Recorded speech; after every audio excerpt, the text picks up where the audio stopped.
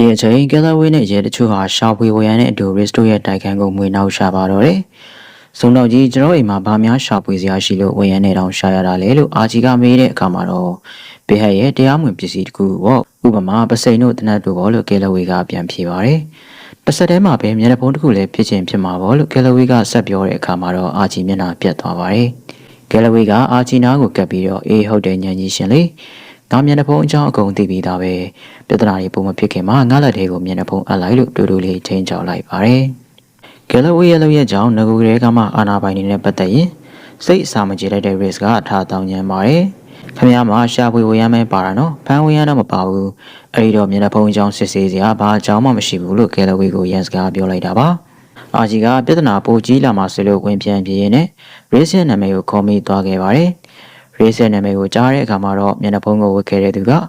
risk ပဲဆိုတာကိုကဲလဝေးကတတိချကောက်ချက်ဆွဲလိုက်ပါတယ်။အဲဒီပြင်မျက်နှာဖုံးတက်ဆင်ထားသူဟာတာမန်လူတယောက်လိုမျိုးကိုရောင်ဖြောက်ထားလို့ရတယ်ဆိုတာကိုကဲလဝေးဟာသတိရသွားခဲ့ပါတယ်။ဒါကြောင့် risk ကိုနောက်ကနေချုပ်လိုက်ပြီးမျက်နှာဖုံးကိုချွေယူဖို့ကြိုးစားခဲ့တာပါ။တစ်ဖက်မှာတော့ဟူဟူဟာသူ့ရဲ့အိမ်ကိုပြန်သွားခဲ့တာဖြစ်ပါတယ်။အိမ်ရှိရောက်မှာတော့မျက်နှာဖုံးကိုကျွတ်လိုက်ဖို့တွေးမိလိုက်ပေမဲ့တွင်ပြောင်းလို့ရမှန်သိလိုက်ရချိန်မှာတော့မျက်နှာဖုံးတက်ထားရင်းနဲ့ပဲသူ့ရဲ့ငကိုပုံစံကိုပြောင်းပစ်ခဲ့ပါတယ်။သူဟာ risk နဲ့ဘန်လိုမျိုးအသေးစိတ်လွတ်သွားတာတွေဖြစ်မယ်လို့ထင်ခဲ့ပေမဲ့သူရဲ့စိတ်ဟာပုံမှန်အတိုင်းပဲရှိနေသေးတာကြောင့်သိတော့မဆိုးပါဘူးလေလို့စိတ်ထဲကနေရေရွတ်လိုက်ပါတယ်။ဒါပေမဲ့မျက်နှာဖုံးကနေမြင်ရတဲ့သူ့ရဲ့အမြင်တွေဟာတာမန်ထက်ထူးဆန်းနေတာတော့အမှန်ပဲဖြစ်ပါတယ်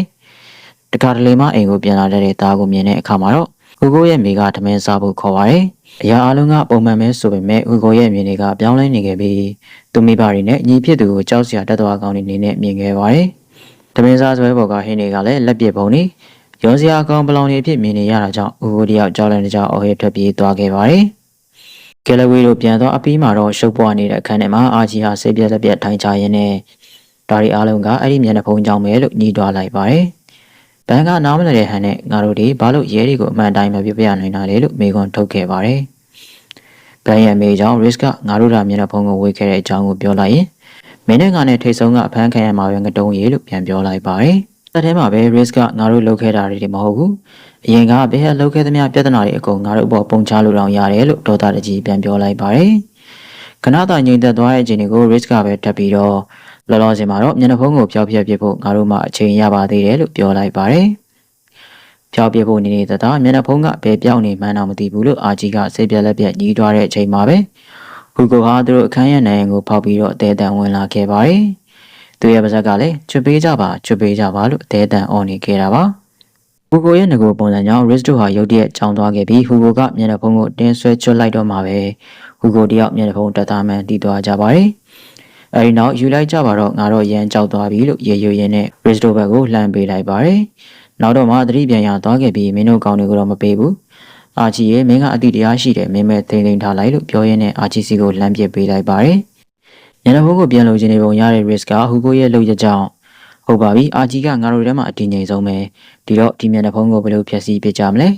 မီးရှို့ပစ်မလားထူခွဲကြမလားအက်ဆစ်နဲ့လောင်းမလားလို့စိတ်ပြက်လက်ပြက်မေးလိုက်ပါတယ်။ဒါပေမဲ့သူတို့အထင်နဲ့အမြင်တက်ဆွံအောင်လွဲခဲ့ပြီးအာချီကရာဇဝဲမှုတွေကိုတိုက်ဖြတ်ကြမယ်လို့ကြွေးကြော်ရင်းနဲ့မျက်နှာဖုံးကိုတက်လိုက်ပါတယ်။အဲဒီနောက်ဘေးဟက်တစ်ဖြစ်လဲအာချီကမင်းတို့တေချာစဉ်းစားကြည့်ကြစမ်းငါတို့မှာဘေးဟက်ကိုလူသူရဲ့ရန်သူအဖြစ်ကနေစူပါဟီးရိုးတယောက်ဖြစ်လာအောင်လုပ်နိုင်စွမ်းနေရှိနေပြီမကြခင်မှာမြို့တော်ဝင်တော်မှတပုံတွေ့ရိုက်ဖို့တောင်းဆိုလာလိမ့်မယ်လို့ဂုံယူဝင်ကြွားစားနဲ့ပြောနေခဲ့ပါတယ်။အာချီရဲ့စကားကိုဟူဟူကကြားဖြတ်လိုက်ပြီးတော့မဟုတ်သေးဘူးအာချီမျက်နှာဖုံးကမင်းရဲ့လောကကြီးပေါ်ရှုမြင်ပုံတွေကိုပုံမှန်မဟုတ်တဲ့အနေနဲ့ပြောင်းပြမှာလို့ဖြောင်းပြပါတယ်။ဒါပေမဲ့ထုံးစံတိုင်းပဲစူပါဟီးရိုးယူသွားတဲ့အာချီကိုသူတို့တွေဖြောင်းပြလို့မရတယ်လို့ဖမ်းလို့လည်းမမိခဲ့ကြပါဘူး။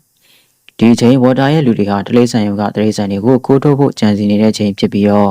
့စူပါဟီးရိုးထားဖမ်းနေတဲ့အာချီနဲ့ပတ်ပင်တူကြပါတယ်။အာချီကဒီလူဆိုးကောင်တွေကိုတီးထုတ်လိုက်တဲ့ပြင်တလိษံယုံတွေကတလိษံတွေကိုလည်းမမ်မီလီယန်အော်ရာဖွဲလို့နာမည်ပေးခဲ့ပြီးလွတ်ပေးလိုက်ပါတယ်။အဲဒီနောက်ဝါတာနဲ့တဖန်ပတ်ပင်တိုးခဲ့ပြီးသူတို့ရဲ့တိုက်ပွဲဟာတကြို့ပြန်ဖြစ်ပေါ်ခဲ့ပြန်ပါတယ်။ဒီလိုတိုက်ခိုက်ကြရင်လည်းထုံးစံတိုင်းပဲသူတို့ရှိရာကို risk တို့တတရောက်လာခဲ့တယ်လို့အထူးရဲတွေလည်းရောက်လာခဲ့ပါတယ်။ဘာရင်နဲ့ရရှိတဲ့ပေဟက်ကစောစောစီးလစ်ပြေးသွားတာကြောင့်အထူးရဲတွေကဝါတာကိုပဲဝိုင်းဖမ်းခဲ့ကြပါတယ်။အဖမ်းခံလိုက်ရတယ်ဆိုပေမဲ့ဝါတာဟာမကျဉ်းနိုင်သေးပါဘူး။သူ့ကိုဖမ်းလာတဲ့အထူးရဲတစ်ဖွဲ့လုံးကိုအမောက်သိပ်ပေးခဲ့ပြီးမပြီးဆုံးသေးတဲ့တိုက်ပွဲကိုအဆုံးသတ်ဖို့ပြန်လာနေခဲ့ပြီပဲဖြစ်ပါတယ်။ ဘယ်ဟာတစ်ဖြစ်လဲအာချီရဲ့နောက်ကိုလိုက်လာကြတဲ့ Riz တို့တတိုက်ဟာနောက်ဆုံးမှာတော့အာချီကိုတင်ချိုင်းတစ်ခုထဲမှာရှာတွေ့သွားကြပါတယ်။ Riz ကနေစပြီးတော့ဒီမှာအာချီငါတို့မင်းကိုတညာလုံးအတဲအတန်လိုက်ရှာနေခဲ့ရတာဒီတော့ငါစိတ်မတော်ခင်ငါပြောတာကိုနားထောင်လိုက်တာကောင်းမယ်လို့ဒေါက်တာတကြီးပြောလိုက်ပါတယ်။ Riz ရဲ့စကားကြောင့်အာချီကဒီမှာအာချီမရှိတော့ဘူး။ငါတို့ဘေကတော့ The High Holy Whitey Dwighty လို့ပဲခေါ်တယ်လို့ပြန်တုံ့ပြန်ပါတယ်။ဒီချိန်သူငယ်ချင်းတွေရဲ့အမူအရာပြောင်းသွားတာကြောင့်အာချီကဘာဖြစ်ကြတာလဲလို့မေးနေတော့မှပဲ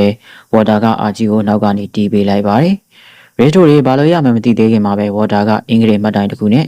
အာချီကိုစင်ပြေနေပြီးတီးနေခဲ့တာပါ။ဒီချိန်ဘယ်ကနေဘလို့ရောက်လာမှမသိတဲ့ကယ်လဝေးရောက်လာခဲ့ပြီးခြာတိတ်ကိုလွတ်လိုက်စမ်းလို့အမိန်ပေးရင်းနဲ့တနက်နဲ့ပြစ်လိုက်ပါတယ်။ဝါတာကလက်ထဲကအင်္ဂလိပ်ပြားနဲ့လွှဲပစ်ခဲ့ပြီးကယ်လဝေးရဲ့လက်မှာဒဏ်ရာရသွားခဲ့ပါပြီ။ဒါကြောင့်ကယ်လဝေးကအပြင်မှာရပ်ထားတဲ့ငါကရေဒီယိုတွေကနေ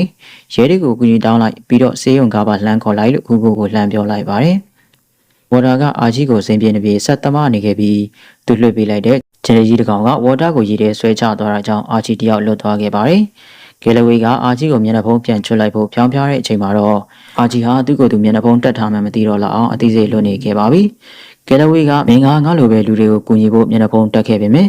ငါတို့ကမျက်နှာဖုံးကြောင့်ဆိုးရွားတဲ့အရာတွေကိုလုပ်ခဲ့မိပြီ။နောက်ဆိုပြစ်မဲ့တဲ့လူတွေကထိခိုက်အောင်လုပ်မိသွားလိမ့်မယ်လို့သတိပေးစကားပြောလိုက်ပါတယ်။ကယ်လဝေးစကားကြောင့်အာကြီးဟာအသိဝင်သွားခဲ့ပြီးကျွန်တော်တငယ်ချင်းတွေထက်မျက်နှာဖုံးကိုကိုင်ရနိုင်မယ်ထင်ထားခဲ့တာလို့မျက်ရည်ကြားကနေပြောလိုက်ပါတယ်။အဲဒီနောက်အာကြီးဟာမျက်နှာဖုံးကိုချွတ်လိုက်ပြီးကယ်လဝေးစီကိုကန်ပေးလိုက်ပါတယ်။ဒီချိန်ရေထဲကနေဝါတာပြန်ပေါ်လာခဲ့ပြီးအာကြီးလက်ထဲကမျက်နှာဖုံးကိုလူသွားခဲ့တာပါ။အဲဒီနောက်ဝါတာကမျက်နှာဖုံးကိုတက်ကြည့်ခဲ့ပြီးထူးဆန်းစွာနဲ့ပဲ